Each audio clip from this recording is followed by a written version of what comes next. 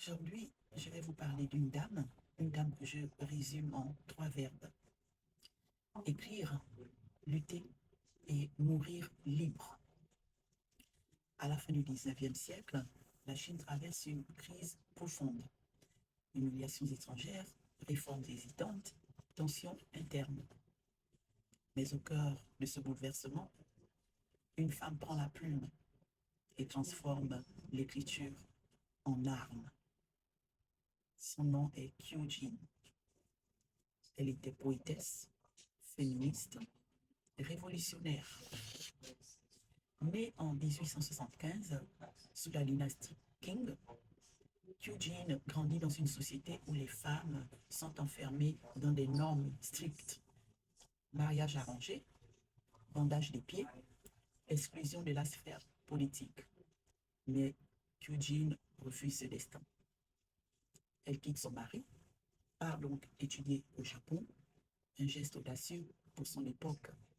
Et là-bas, elle s'immerge dans les cercles révolutionnaires chinois. Elle ne milite pas seulement pour la chute du régime impérial, elle défend l'émancipation des femmes comme condition du renouveau chinois, donc renouveau national chinois. Pour elle, la libération individuelle et la libération collective sont indissociables. Dans ses poèmes et ses essais, elle dénonce la soumission imposée aux femmes et appelle à l'éducation, au courage et à l'action. Elle écrit avec une intensité rare. Sa plume mêle patriotisme et révolte intime. En 1907, impliquée dans une tentative d'insurrection contre le pouvoir impérial, elle est arrêtée. Condamnée à mort, elle refuse de dénoncer ses camarades. Elle est exécutée à l'âge de 31 ans.